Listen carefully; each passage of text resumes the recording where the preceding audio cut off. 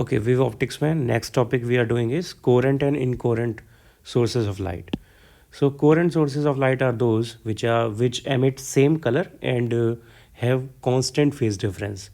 तो अगर same frequency है यानी सेम कलर है और कांस्टेंट फेज डिफरेंस है then the sources will be called coherent, otherwise they will be incoherent. ये दोनों कंडीशन सेटिस्फाई होनी चाहिए, same frequency and same constant phase difference. So two sources of light which emit same frequency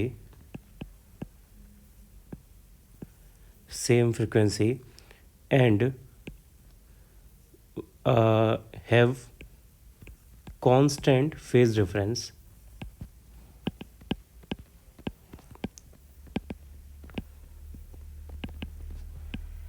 are called coherent sources,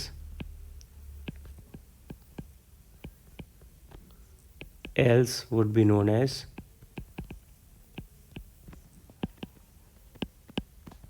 incoherent sources. Okay, so this is the definition of coherent and incoherent sources. And important point about coherent sources is that never two separate independent sources of light can be coherent. कभी भी दो sources of light coherent नहीं हो सकते. It is fundamentally impossible. So हमेशा हमें coherent sources बनाने के लिए एक single source से दो सब sources बनाने होते हैं. तो कोरेंट सोर्सेज प्रोड्यूस करने का सिर्फ एक ही तरीका है कि हम एक सोर्स लें और उस सोर्स को यूज़ करके दो सब सोर्सेज उससे प्रोड्यूस करें, मिरर को यूज़ करके और डिफरेंट डिफरेंट टेक्निक्स हैं उसको बनाने की. तो वहाँ से ही हम कोरेंट सोर्सेज प्रोड्यूस कर सकते हैं. दो इंडिपेंडेंट सोर्सेज कभी भी कोरेंट नहीं हो सकते.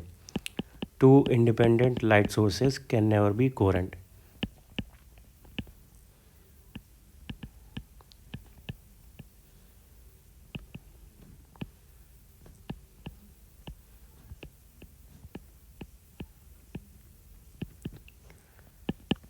And to produce coherent sources,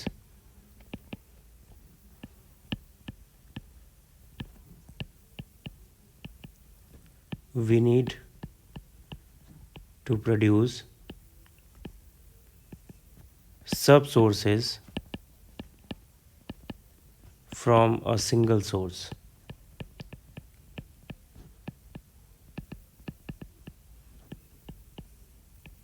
Okay, and the reason why two independent sources can never be coherent is that जब लाइट कन्वेंशनली लाइट सोर्स से एमिट होती है, it is emitted by the excitation of electron in atoms. And उस excitation में जो photons release होते हैं वो रैंडमली रिलीज़ होते हैं. तो उस रैंडमनेस की वजह से हम कभी भी ये कंट्रोल नहीं कर सकते कि दो इंडिपेंडेंट सोर्सेज को हम कोरेंट बना पाएँ. तो इस वजह से वो पॉसिबल नहीं है. हमें कोरेंट सोर्सेज बनाने के लिए हमेशा एक सिंगल सोर्स को यूज़ करना पड़ता है. उसको यूज़ करके हम उससे दो या उससे ज़्यादा सब सोर्सेज बनाते हैं which can be coherent to each other. Next topic, superposition of waves. Superposition of waves. So superposition basically means that two waves are adding at some point. When two or more waves meet at a common point,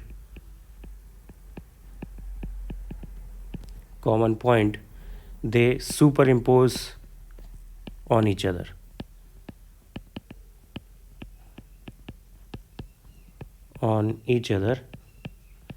And produce a resultant wave.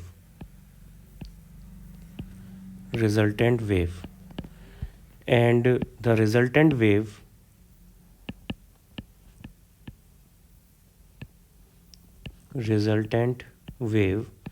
has displacement equals to the vector sum of displacement of the waves combining.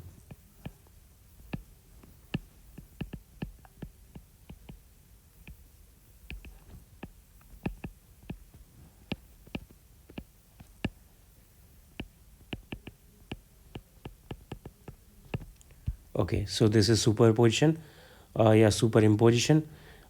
इसका इसका ये superposition का जो principal है वो हमने 11th के last chapter में भी देखा हुआ है, एसएचएम और वेव्स में. वही सेम कंसेप्ट यहाँ पर है. So suppose we have two waves, एक का डिस्प्लेसमेंट है y1 एंड दूसरे का डिस्प्लेसमेंट है y2. तो जो रिजल्टेंट वेव आएगी उसका डिस्प्लेसमेंट सपोज y है, तो इक्वेशन होगी y equals to y1 plus y2. इसका हम वेक्टर सम करेंगे. y1 and y2 are displacements of wave 1 and 2 which are going to superimpose, and y is the displacement of resultant wave. Okay, बस इसको हमें solve करना है. इसके according हमारे पास आंसर्स आ जाएंगे. सपोज इसमें अज्यूम करते हैं हम दैट y1 जो है it is a1 sign omega T. इसकी इक्वेशन ये है.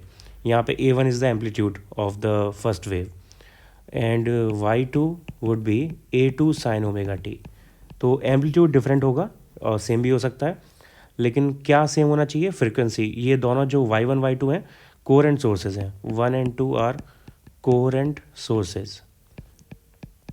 Coherent sources, hence the frequency will be same. Omega 1 omega 2 equals to omega and phase difference will be constant. तो यहाँ पे हमने फेज डिफरेंस को ज़ीरो लिया हुआ है, but it could be constant also. तो या तो कोई फेज डिफरेंस 5 हो सकता है या ज़ीरो ले सकते हैं उसे. एक इम्पॉर्टेंट फॉर्मूला है इससे फेज डिफरेंस से related. Phase difference, path difference और टाइम इंटरवल, ये तीन रिलेशन एक दूसरे के साथ कनेक्टेड हैं. इन तीनों के रिलेशन हमसे पूछे जाते हैं, उस पर क्वेश्चन आते हैं. तो मैं उन तीनों का एक रिलेशन यहाँ पे ही बता देता हूँ. इम्पॉर्टेंट पॉइंट है relation between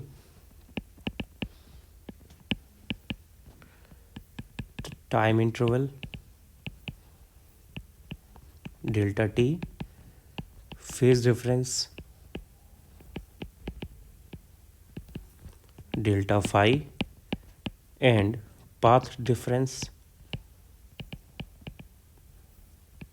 delta x. Okay, इसको याद करना बहुत आसान है. यहाँ पे बस हमें करना क्या है, जैसे अगर हम सपोज पाथ डिफरेंस और फेज डिफरेंस और पाथ डिफरेंस के बीच का रिलेशन निकाल रहे हैं, तो यहाँ पे फेज डिफरेंस लिखो इक्वल्स टू यहाँ पे पाथ डिफरेंस लिखो, और यहाँ पे एक कंप्लीट साइकिल ऑफ वेव के लिए इन दोनों की वैल्यू लगाओ ताकि डायमेंशनली ये बैलेंस हो जाए. तो ऊपर हमें फेज़ की वैल्यू लिखनी होगी ताकि डायमेंशनली ये कैंसिल आउट हो. तो एक कंप्लीट साइकिल के लिए जो टोटल फेज़ होता है इट इज़ 360 डिग्री यानी 2 पाई, और एक कंप्लीट साइकिल के लिए जो टोटल पाथ होता है it is equals to the wavelength of wave, तो 2 पाई अपॉन लैम्डा. तो इस टाइप से हम डायमेंशंस यूज़ करके फॉर्मूला कभी भी बना सकते हैं, हम कभी भूलेंगे नहीं ऐसे फॉर्मूले को. अब ऐसे ही अगर सपोज हमें phase difference of time interval के बीच में फॉर्मूला निकालना है, तो यहाँ पे फेज डिफरेंस लिखा, यहाँ पे टाइम इंटरवल लिया, और यहाँ पे एक सिंगल साइकिल के लिए, वेव की साइकिल के लिए वैल्यूज़ लिख देंगे डायमेंशनली बैलेंस करके. तो ऊपर आएगा फेज़, तो ये फेज़ आ गया 2 पाई, और नीचे एक कंप्लीट साइकिल का टाइम पीरियड आएगा which will be capital T. तो ये फेज डिफरेंस और टाइम इंटरवल का रिलेशन हो गया. Now we can also find out the relation between delta x and delta t similarly. तो यहाँ पे डेल्टा एक्स लिख दिया सपोज, यहाँ से डेल्टा टी, और यहाँ पे एक साइकिल के लिए हमें दोनों की वैल्यू लिखनी है. डेल्टा एक्स की यानी पाथ की वैल्यू एक साइकिल के लिए लैम्डा होती है, और time period for one cycle is T. तो ऐसे हम तीनों में रिलेशन फाइंड आउट कर सकते हैं. न्यूमेरिकल्स में ये हेल्प करेगा. सो ये इस टॉपिक का पार्ट नहीं था, मैंने अलग से बता दिया है. ये काम आएगा इसमें हर टॉपिक में वेव से रिलेटेड. ओके, सो ये दो हमारे पास वेव्स हैं, A1 sign omega t and A2 sign omega t. तो यहाँ से रिजल्टेंट वेव हो जाएगी A1 sign omega t plus A2 sign omega T. So sine omega T is common, यहाँ पे बचा A1 plus A2 sign omega T. Okay, तो y equals to ये हो गया amplitude A and this is sine omega t. तो resultant amplitude हुआ A equals to A1 plus A2. Okay, and if A1 and A2 are also same, then resultant amplitude आएगा 2A। Okay, अब यहाँ से हम वेव की intensity निकाल सकते हैं। Intensity of wave is I is proportional to amplitude square, amplitude square. तो फर्स्ट वाली वेव की frequency will be proportional to A1 square, second wave की frequency will be proportional to A2 square, and resultant wave की intensity will be proportional to resultant amplitude square. यानी अगर दोनों equal हैं तो it will be proportional to 4A square. So I resultant will be equals to 4I naught, where I naught is equals to I1 and I2, which is proportional to A square, all proportional to A square। अगर A1 A2 दोनों same हैं तो intensity जो है वो 4 times हो जाएगी। Basically amplitude double हो रहा है। A1 A2 दोनों को मैंने सेम अज्यूम किया उस केस के लिए। अगर A1 A2 सेम है तो जो रिजल्टेंट हमारा आया उसकी एम्पलीट्यूड जो है वो डबल हो गया। तो एम्पलीट्यूड अगर डबल हो गया तो इंटेंसिटी ऑब्वियसली 4 टाइम्स हो जाएगी, because intensity is proportional to amplitude square. तो यहाँ से ये रिजल्ट हमें मिल जाएगा। ओके, सो यहाँ पे हर पॉइंट पे जो इंटेंसिटी है it is become 4 times of original intensity of single waves that were super imposed on each other. तो यहाँ से ये हमें आंसर मिल जाएगा। ओके, अब इसका एक और वेरिएशन करके देखते हैं। दूसरे वेरिएशन में सपोज़ हमारे पास जो दोनों वेव्स हैं इनके बीच में कुछ फेज डिफरेंस है। अगर दोनों के बीच में कुछ फेज डिफरेंस है तो उनकी इक्वेशन बन सकती है y1 equals to A sin omega t and y2 equals to A2 sin omega t plus phi. ऐसा कोई रिलेशन आ सकता है। तो ये हो जाएगा y1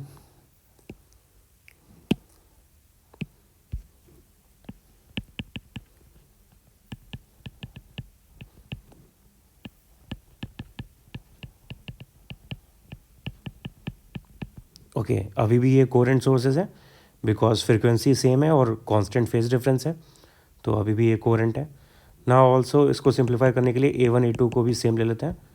सो यहाँ से अपने पास इक्वेशन बनेगी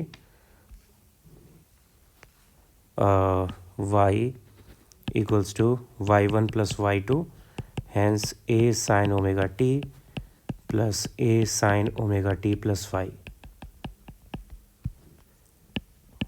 ए कॉमन अंदर बचा sine omega t plus sine omega t plus phi.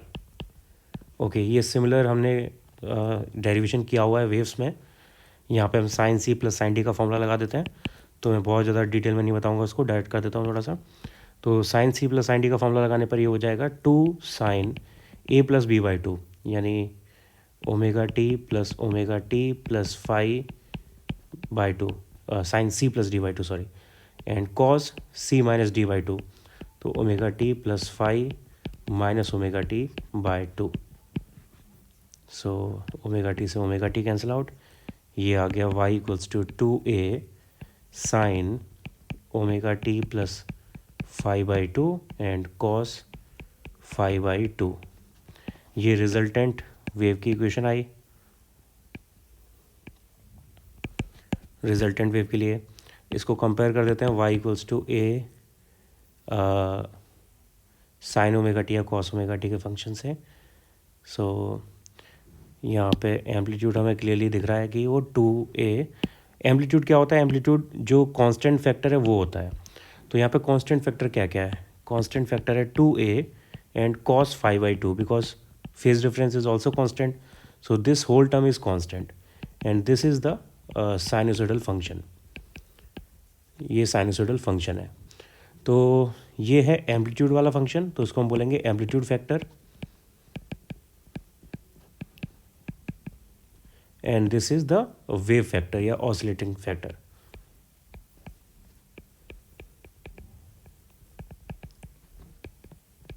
Because इसमें टाइम आ रहा है and time will be varying, time will be changing. So resultant amplitude हो गया, resultant amplitude is equals to 2A cos phi by 2। 2a cos 5/2, ये important formula है, याद रखना है इसे।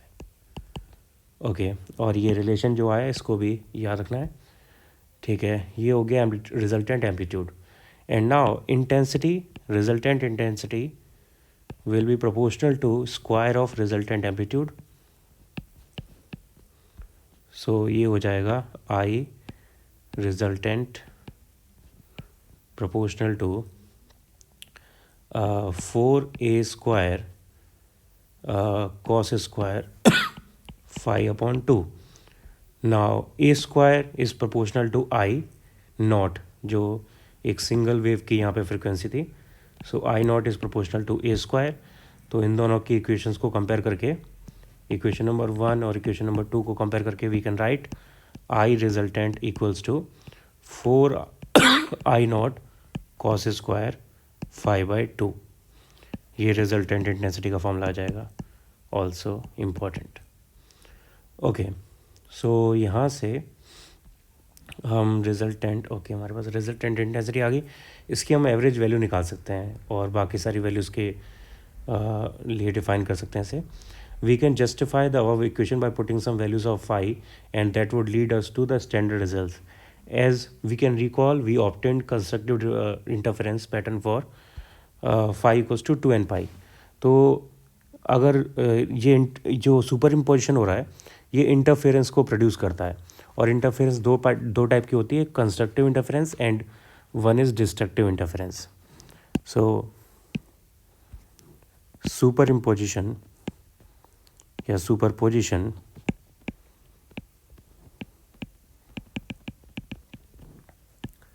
produces interference of waves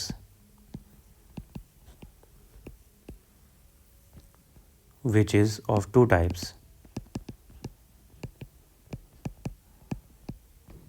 First, constructive interference and second one is destructive interference.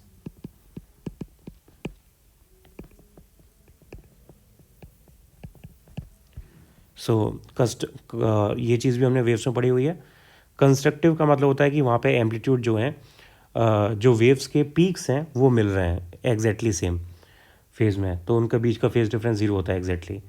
तो phase difference जब ज़ीरो है तो वहाँ पे पीक और पीक साथ में मिलेंगे और वैली साथ में मिलेंगे।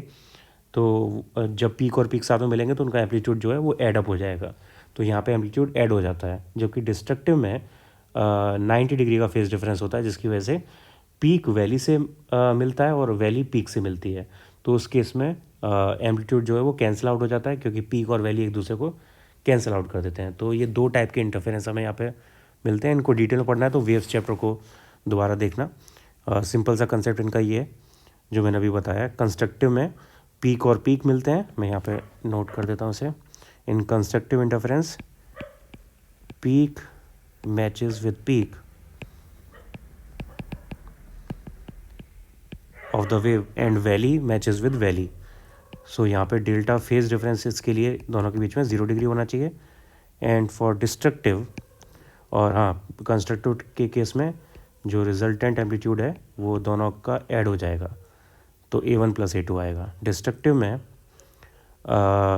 पीक मैचेस विद वैली, और इसके लिए फेज डिफरेंस दोनों के बीच में होना चाहिए 90 डिग्री।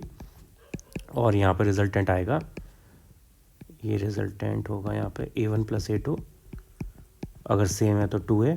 यहाँ पर रिजल्टेंट होगा A1 - A2, और अगर सेम है तो 0।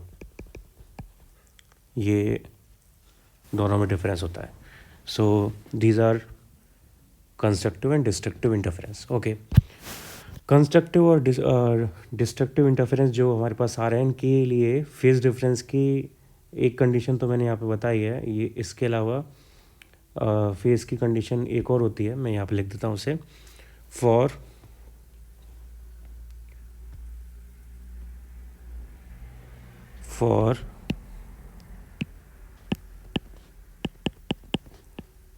constructive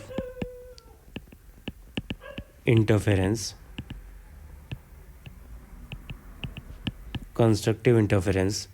the path difference delta x should be n lambda. Path difference delta x should be n lambda. यहाँ से हम फिर फेज डिफरेंस और टाइम इंटरवल टाइम डिफरेंस निकाल सकते हैं। ये एन लेमडा होना चाहिए। यहाँ पे एन की वैल्यू है 0, 1, 2 और so on anything. And for destructive interference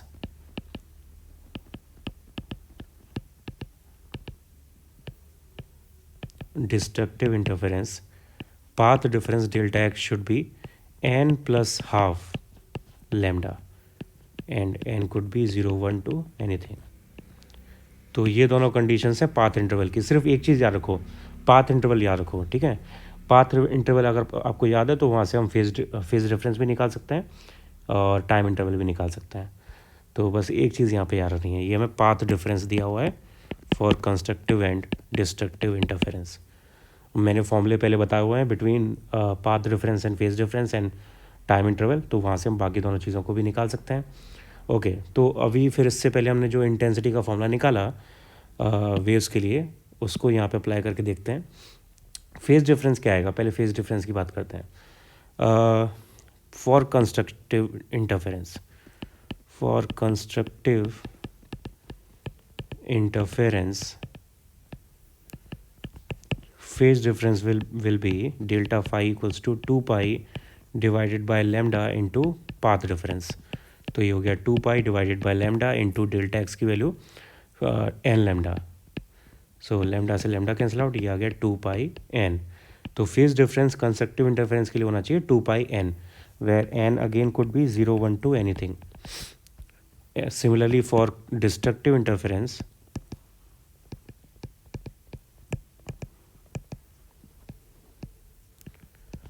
path difference will be 2 pi upon lambda। By the way, this quantity is also called wave constant or wave number।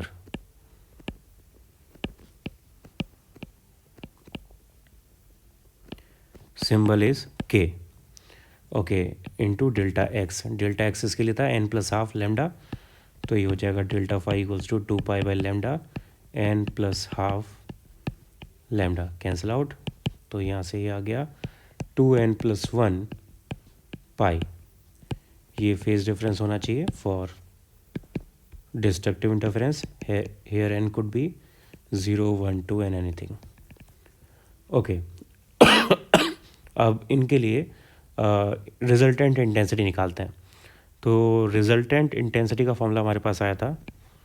Resultant intensity I R, suppose मैं इसे बोल देता हूँ, I R equals to 4I0 cos square 5/2। ये हमारे पास resultant intensity का formula आया था। सो फॉर कंस्ट्रक्टिव इंटरफेरेंस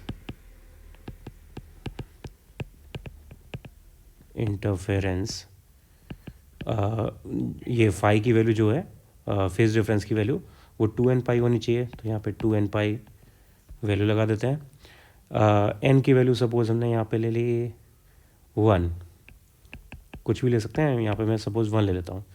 तो रिजल्टेंट एम्पलीट्यूड आएगा 4I0 cos square 2n pi divided by 2। तो ये हो गया 4I0 cos square n pi. And n की वैल्यू या 0 लगा सकते हैं या 1 लगा सकते हैं, 2 कुछ भी लगा सकते हैं। तो मैंने सपोज यहाँ पे 1 वैल्यू लगा दी, तो ये हो गया cos square pi and cos pi is -1। सो इसका स्क्वायर हो जाएगा +1, यानी आई रिजल्टेंट आएगा 4I0 के बराबर। And this is the maximum value of intensity. तो हमें कंस्ट्रक्टिव में मैक्सिमम इंटेंसिटी वेव की मिलेगी, ठीक है। एन की वैल्यू कुछ और भी लगाओ यहाँ पे, तब भी हमारे पास सेम आंसर आएगा। कंस्ट्रक्टिव इंटरफेरेंस में हमेशा सेम वैल्यू हमें मिलेगी। ओके, नेक्स्ट अगर हम डिस्ट्रक्टिव इंटरफेरेंस लेते हैं, for destructive interference phase difference is equals to 2n plus 1 pi. तो suppose we take n equals to 1, तो ये हो गया फाई इक्वल्स टू ये 3 पाई और 3 पाई का मतलब हुआ हमें कॉस 3 पाई की वैल्यू चाहिए होगी। ओके, चलो पहले वैल्यू लगा देते हैं। I resultant equals to 4I0 cos square 3 पाई/2, ठीक है। तो ये हो गया 3 × 90, 3 × 90, 3 × 90 यानी 270, और कॉस 270 की वैल्यू होती है 0, तो ये पूरा टर्म हो जाएगा यहाँ से 0, और ये मिनिमम वैल्यू है इंटेंसिटी की, यानी डिस्ट्रक्टिव इंटरफेरेंस में हमें मिनिमम इंटेंसिटी मिलेगी, as I said explain before in the phenomena of interference. Okay, ये आ गया। अगर हमसे पूछा जाता है कि एवरेज वैल्यू क्या होगी रिजल्टेंट की, तो 4I0 तो कांस्टेंट है, इसमें तो एवरेज कुछ आ नहीं सकता, सेम ही रहेगा। हमें कॉस स्क्वायर 5/2 का एवरेज लेना होगा, एंड कॉस स्क्वायर थीटा का एवरेज होता है, कॉस स्क्वायर 5/2 का एवरेज होता है फॉर 1 साइकिल हाफ। ये भी हमने AC चैप्टर में पढ़ा हुआ है, हाफ कैसे आता है, तो वहाँ पे जाके आप दोबारा से इसका डेरिवेशन देख सकते हो ये कैसे हाफ आता है। ऑल्टरनेटिंग करंट चैप्टर में हमने ये किया हुआ है।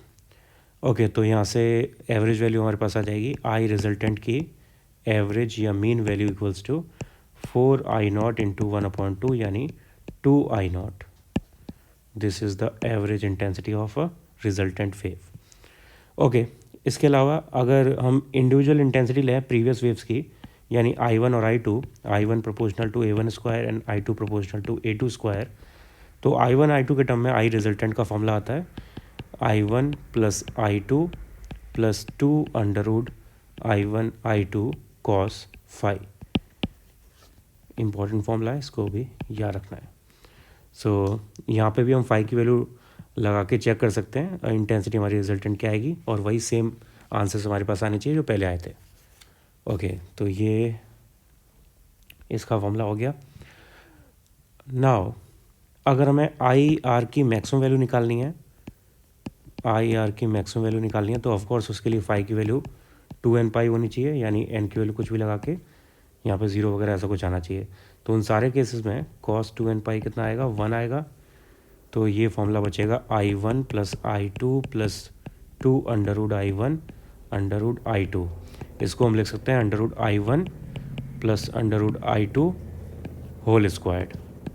तो रिजल्टेंट के लिए इंडिविजुअल I1 I2 के टर्म में मैक्सिमम का फॉर्मूला ये होता है, और ऐसे हम अगर मिनिमम के लिए निकालना चाहते हैं, मिनिमम के लिए, तो उसके लिए कॉस यहाँ पे आएगा 2n + 1 पाई। इसमें n की वैल्यू अगर सपोज हमने 1 लगाई तो ये 3 पाई आ जाएगा, इसकी वैल्यू होती है -1। तो यहाँ पे फॉर्मूला बनेगा I1 + I2 - 2 √I1 I2, और ये हो गया √I1 - √I2 होल स्क्वायर्ड। तो मिनिमम के लिए माइनस आ जाएगा। ओके, और ऑब्वियसली अगर ये I1 I2 बराबर है, जो कि तब होगा जब A1 A2 बराबर हो, तो हमारे पास प्रीवियस वाले आंसर्स आ जाएंगे। I1 I2 अगर इक्वल है तो ये 4I1 के बराबर आ जाएगी मैक्सिमम वैल्यू, और ये 0 के बराबर आ जाएगी। ये कंस्ट्रक्टिव है, ये डिस्ट्रक्टिव है। ओके, इन टॉपिक्स पे कुछ क्वेश्चन ट्राई करके देखते हैं। 2 coherent sources each emitting light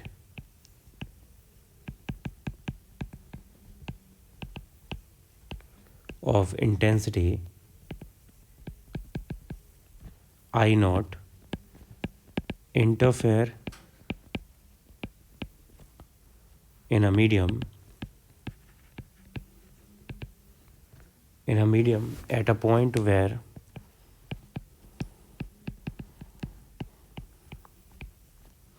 phase difference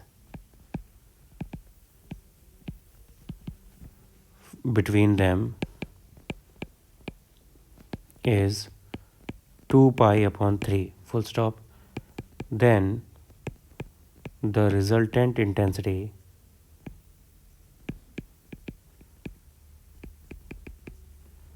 at that point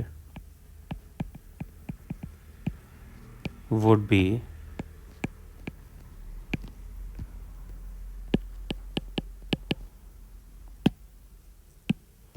Okay, two coherent sources, each emitting light of intensity I naught, interfere in a medium at a point where phase difference is 2 pi upon 3, यानी phi हमें दिया हुआ है 2 pi upon 3, 2 pi upon 3 हो गया 120 degree, 2 pi upon 3 120 degree.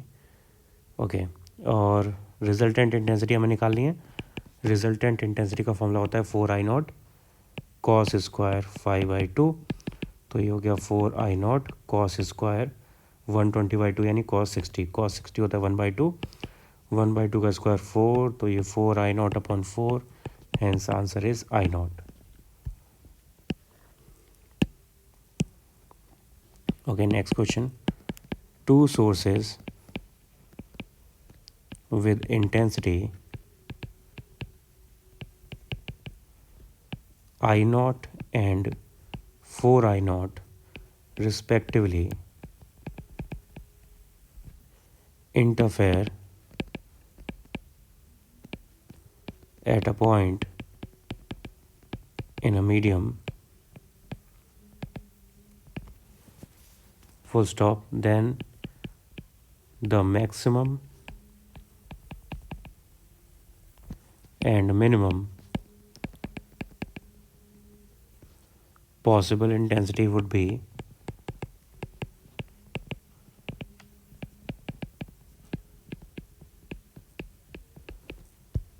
okay.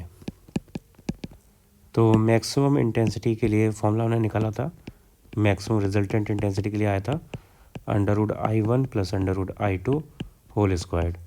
तो √I1 की value है आई नॉट, तो ये आई नॉट प्लस ये है 4 आई नॉट I2 की वैल्यू स्क्वायर, इसको सॉल्व करना है। तो ये हो गया I naught plus 4 I naught plus 2 into 2 I naught, ये आएगा तो 5 I naught plus 4 I naught यानी 9 I naught maximum value answer. And for minimum it is √I1 minus √I2 squared, तो ये हो गया √I naught minus √4 I naught square equals to I naught minus sorry I naught plus 4 I naught minus 2 into I naught। Okay, so ये 4 I naught से 4 I naught cancel out, तो minimum value हमारे पास आ गई I naught। Next question, two incoherent sources of light emitting of intensity I naught and 3 I naught interfere in a medium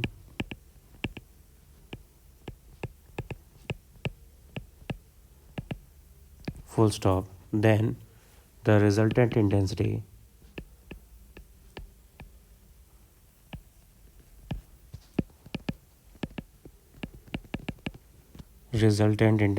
at any point will be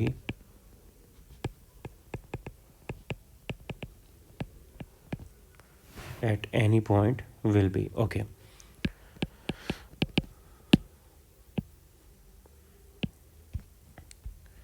सो यहाँ पे हमें resultant intensity निकालनी है और फाई की वैल्यू नहीं दी हुई, तो द रिजल्टेंट ओके, तो आई आर का फॉर्मूला लगाना पड़ेगा which is which is I1, ये हमने फॉर्मूला निकाला था, क्या आया था, हाँ, I resultant equals to this I1 + I2 + 2 √I1 I2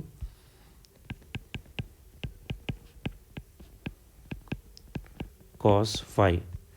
okay, तो I1 की वैल्यू है I नॉट, I2 की वैल्यू है 3 I naught plus 2 √I naught into 3 I naught cos phi. So ये हो गया 4 I naught plus 2 √3 I naught cos phi. ये at any point resultant की वैल्यू आ जाएगी। और अगर हमें इसका एवरेज निकालना है फॉर वन साइकिल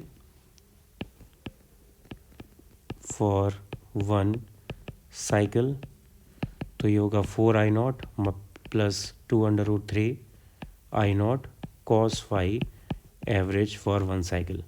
और साइन थीटा या कॉस थीटा का जो एवरेज होता है for one cycle it is 0। ये भी मैंने इसी चैप्टर में बताया हुआ है। वन साइकिल के लिए ये एवरेज आता है 0। तो यहाँ पे अगर एवरेज हम रिजल्टेंट का निकालते हैं it will B 4I0 answer, otherwise this will be the answer.